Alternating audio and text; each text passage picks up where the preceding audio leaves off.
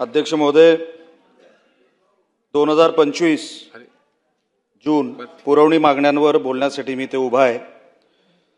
Nagar Vikas F1 to F7, PWD H3 to H9, H5 to H7 या विषयांवर बोलण्यासाठी मी ते आज उभा आहे. थेट पुरवणी मागण्यांवरच येतो. अध्यक्ष महोदय, 4289 कोटी रुपये हे 15 फायनान्स कमिशनने अर्बन लोकल बॉडीजवर खर्च करायला सांगितलेले आहेत. आता हे 4289 कोटी रुपये जे फायनान्स कमिशननी लोकल बॉडीला खर्च करायला सांगितलेत, जर आपण ते बुकलेट जे आम्हाला दिलं जातं त्या बुकलेटवर कुठलंही ॲनेक्शर त्या नंबरला जोडलेलं नाही, आणि जर ॲनेक्शर त्या सब टायटलला जोडलेलं नाही तर हे 4289 कोटी रुपये हे कुठल्या हेडखाली खर्च होत आहेत? कारण का महाराष्ट्रामध्ये नगरपंचायती 147 आहेत, नगर परिषदा 247 आहेत, महानगरपालिका 29 आहेत. अर्बन लोकल बॉडीज म्हणजे काय? कुठे खर्च होणार आहे ते?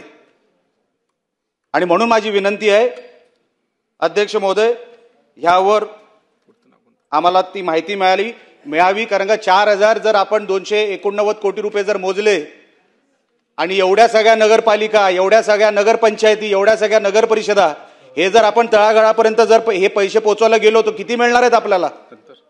म्हणून अध्यक्ष महोदय, हा प्रश्न माझा सभागृहासमोर आहे. माझा नगर उत्थान हा विषय, कारण का मी ग्रामीण भागातला आमदार असल्यामुळे आम्हाला नगर उत्थान हा निधी साहेब हा मोठ्या प्रमाणात हवा असतो. पण ज्या बुकलेटमध्ये आम्हाला या पुरवणी मागण्या देण्यात आल्या त्याच्यामध्ये नगर उत्थान या हेडखाली फक्त एकच काम सप्लिमेंटरी डिमांडमध्ये दिलं जाणार आहे, ते म्हणजे वसई विरारचं. ते पण सुप्रीम कोर्टच्या सांगण्यावरून. म्हणजे इतर नगरपंचायतींना, नगर परिषदेना निधीची गरज नाही आहे का? आम्ही नगर उत्थानचा निधी मिळाला नाही तर हे सगळ्या छोट्या छोट्या नगरपंचायती, छोट्या छोट्या नगर परिषदा हे कुठे जाणार आहेत? कोणाकडे मागणार आहेत?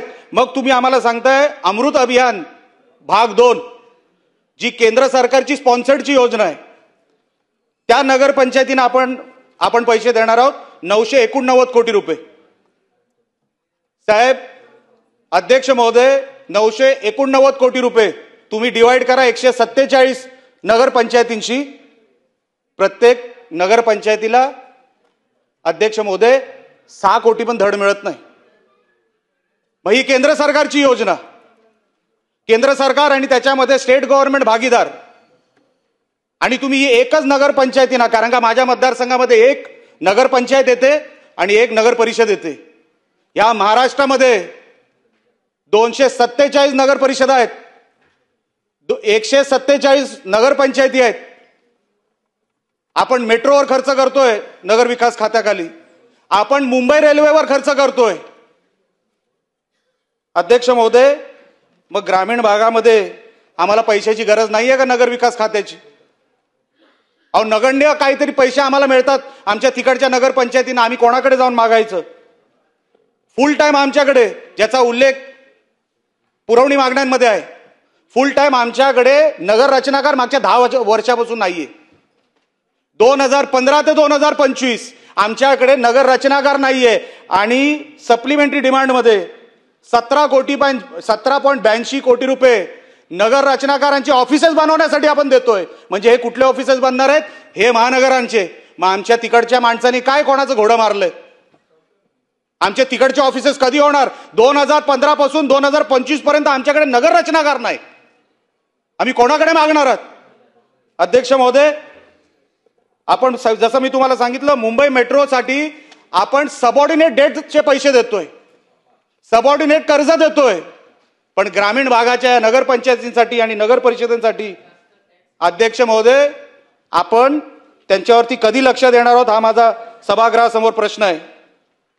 म्युनिसिपल काउन्सिल, नगर परिषदा 301 कोटी रुपयाची तरतूद केली सप्लिमेंटरी डिमांडमध्ये. 301 कोटी रुपये तुम्ही डिवाइड करा 247 शी, 1.2 ही नगर परिषदेची परिस्थिती आहे. आणि आपण शहरं बनवायला चाललेलो आहे. आपण काय बनवणार आहेत 1.2 कोटीमध्ये त्या शहरांमध्ये? माझं मालवण शहर हे नगर परिषद आहे, पर्यटकांचा फुटफॉल सर्वात जास्त तिकडे आहे. आता जागतिक शहर झालंय, जगातले पर्यटक आता मालवणमध्ये यायला लागलेले आहेत. त्या 1.2 कोटीमध्ये साहेब आम्ही करणार काय आहोत ह्याचं कधीतरी उत्तर आम्हाला मिळू द्या. 1500 कोटी रुपये बेसिक अम्युनिटीज मोठ्या महानगरपालिकांना आपण देतोय वैशिष्ट्यपूर्ण कामांसाठी. मग आमच्या नगरपालिकेने आणि नगरपंचायतीने काय वाकडं गेलं? फक्त वैशिष्ट्यपूर्ण कामं हे मोठ्या शहरांमध्येच होणार, लहान शहरांमध्ये होणार नाही. ह्याचा उल्लेख कुठे आहे? कुठल्याही अनेक शहरामध्ये याचा उल्लेख नाहीये. आणि आम्ही गव्हर्नमेंट रेकॉर्ड प्रमाणे आम्ही तुम्हाला सांगतो साहेब, या सगळ्या नगरपंचायती आणि या सगळ्या नगर परिषदा ह्यांना पैसे कसे देणार या नगर विकास खात्याच्या माध्यमातून. आणि मला विश्वास आहे शिंदे साहेब या खात्याचे मंत्री आहेत, ते 100% ग्रामीण भागातल्या या लहान लहान शहरांना न्याय देतील हा माझा विश्वास आहे. तरी देखील मी सभागृहाच्या माध्यमातून मी आपल्याला विनंती करणार आहे की आपण जेवढं ह्या महानगरपालिकांवर लक्ष देता तेवढं नगर परिषदेवर आणि नगर पंचायतींवर पण आपण तेवढंच लक्ष द्यावं, एवढी मी आपल्यासमोर विनंती करणार आहे.